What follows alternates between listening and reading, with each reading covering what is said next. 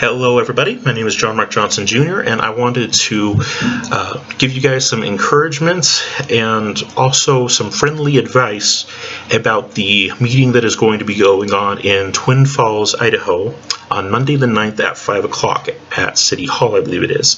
The Twin Falls City Council is going to be meeting to put their final touches on the mask mandate that they have planned, and they do have one planned. This is not hypothetical.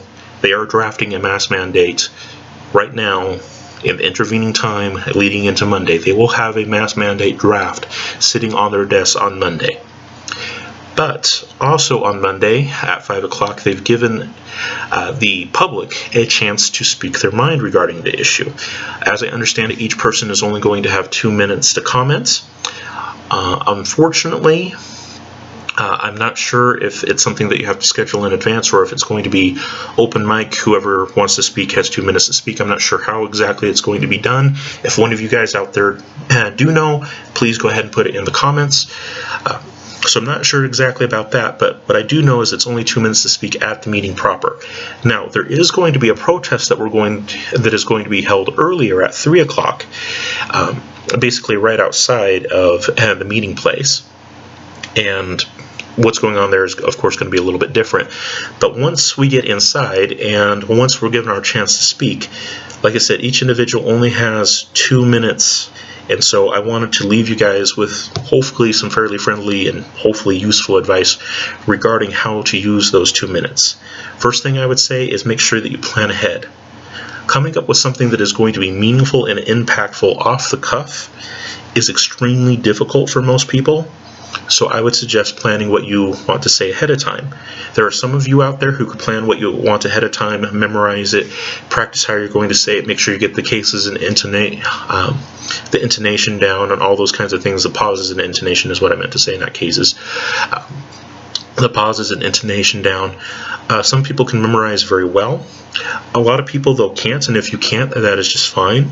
Go ahead and write it out and take the paper with you. Make sure that you can read it legibly in the time.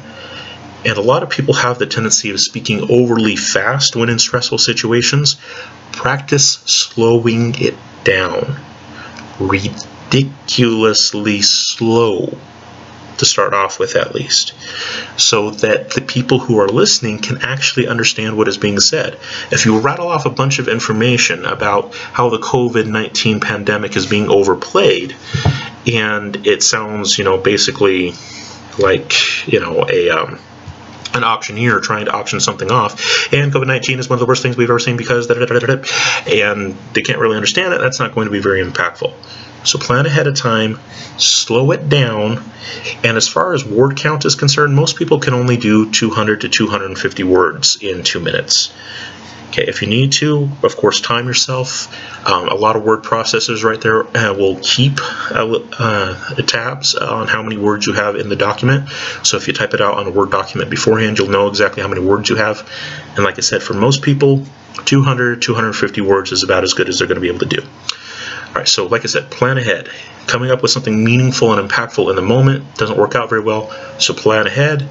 200 to 250 words. Practice slowing down so that you can state it clearly.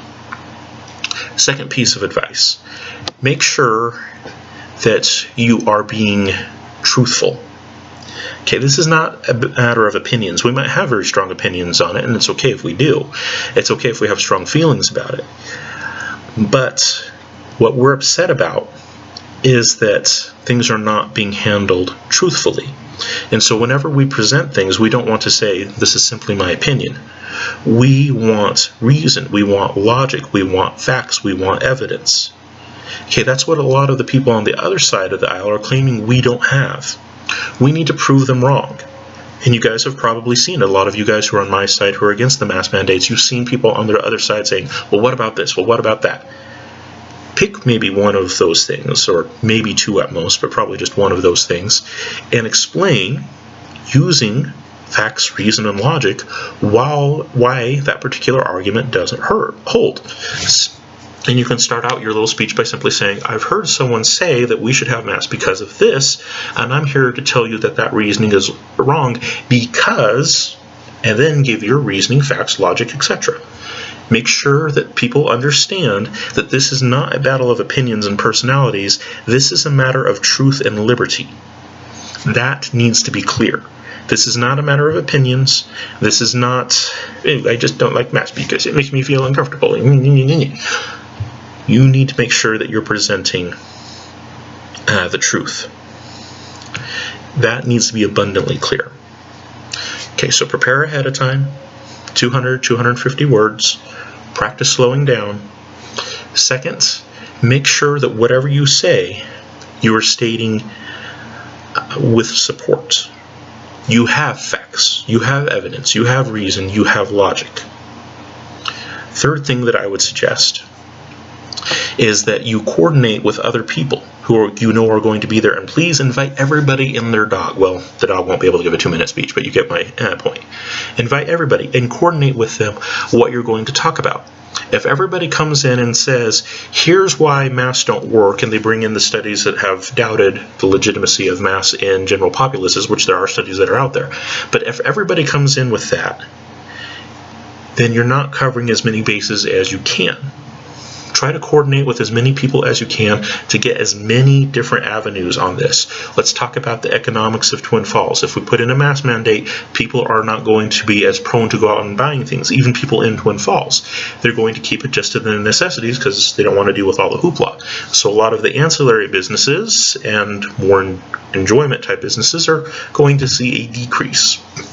There's also issues of people that are outside Twin Falls who might not want to visit Twin Falls if there's a mask mandate, so on and so forth. Don't keep it in just one area. Try to get a hold of other people that you know are going and coordinate with them so that we're not bombarding the city council with 25 different versions of masks don't work for these particular reasons. Okay.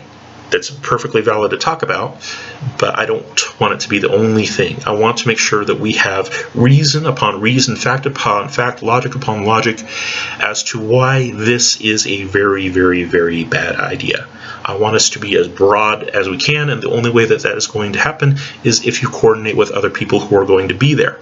Unfortunately, I'm not going to be able to be there because I have a job that takes me away from Twin Falls most evenings, and I was rather upset that I had to choose between earning an income and having a say in what my local government was doing.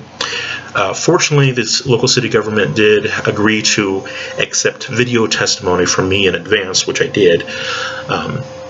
But if you can be there and bringing as many people as you can and presenting as wide a variety of topics as possible is going to be much more effective. And that's what I want you guys to do. Another thing that I would suggest is that you pay attention to your attire. There is nothing, as far as I know, as long as you're not violating modesty codes or anything like that. There is no limit on what you can wear. And I would suggest that you be very, very, very careful about what you wear. The other side, as I've mentioned maybe in this video and other places, a little hard to remember because I've said a lot of things in a lot of places, but the other side tends to characterize us as a bunch of redneck hillbillies that don't think about anything. Dress well, I would say. Make sure your hair is done. Make sure your beard, but your scraggly beard like mine, is maybe trimmed up. Instead of wearing a regular work shirt like I'm wearing now, maybe get out that button-up shirt and tie. Look well, but also pay attention to what you put on your shirts.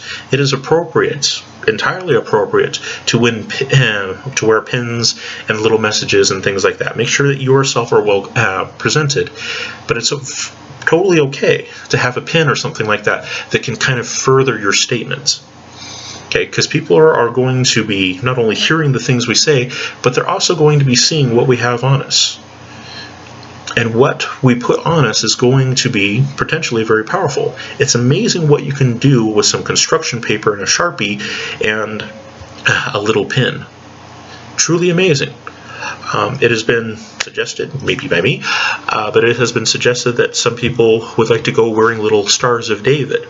If you guys understand the history of how that happened in, we'll say, certain places in Europe around the middle of the last century, You'll understand that the objection that, it doesn't really affect you, that it's just this little thing, oh, it's just a gold star, doesn't sit well with certain people who understand history.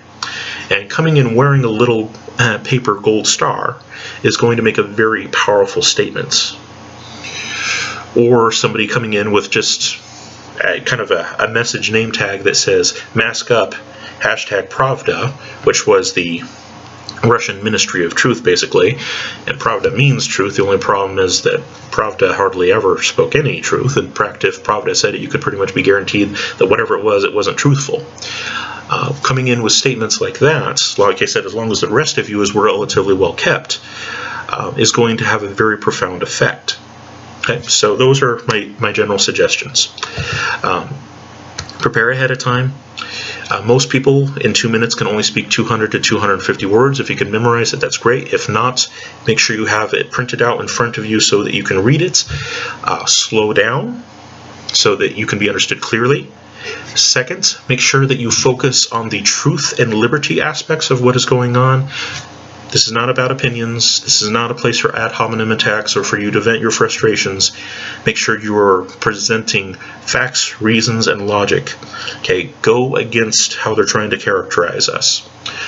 3, make sure that you pay attention to, well, was that 3 or was that 4? But next, make sure you pay attention to your appearance. Don't play the part of the redneck hillbilly. Make sure you dress nicely. Make sure that you defy every one of their stereotypes that you possibly can. And it is entirely appropriate to wear a pin or a little name tag that has something special on it, etc., etc. Totally, completely legitimate to do. And in fact, I would suggest, if you can, that people show up at the protest that we're going to be holding at 3 o'clock with name tags and Sharpies so that people can write in their own thing. Or they show up with a box of Stars of David with little pins that they can use to attach to people's clothing, etc., etc. Okay. Totally legitimate to do, totally okay to do, and it makes a very, very, very profound statement, and one that we should definitely be making. All right, so those are my general suggestions. Hopefully you guys find them useful. Thank you very much for your time and attention. I really do appreciate it. Unfortunately, I'm not going to be able to be there because, like I said, I have a job, and the job keeps me away from Twin Falls most evenings. Very upset that I'm not going to be there. I have to choose between keeping my local government in check from doing stupid things and earning a living. Awful. But hopefully you guys will find what I've said here useful, and I want you guys to know very much so that I'm supporting you, and I'm doing everything that I can to get the word out there and make sure that this doesn't become another California, that this doesn't become another New York, that this doesn't become all those terrible places that we hate. There's a reason why a lot of us live in Idaho, and it's because we don't want all of that stuff. We just want to be free, and most of us just want to be left alone. Please leave us alone. Really is the mantra for a lot of people who live in Idaho. I know because I interact with tons of people from tons of different places, including Idaho, and that is one of the major themes that keeps coming up. I just want to be left alone. I'm not going out to start trouble. And most people that I know, that if they go into a business that requires a mask or whatnot, they're usually fairly respectful of personal rights and personal property rights, personal business rights, and things like that. We're not suggesting that business owners don't have a right to do those kinds of things. What we're suggesting is that the government doesn't have a right to step into somebody else's property rights issue or into somebody's personal health care rights, etc., etc. Anyways, thank you very much for your time and attention, folks. I never thought I'd live to see the day, but hopefully liberty and justice will prevail. Amen.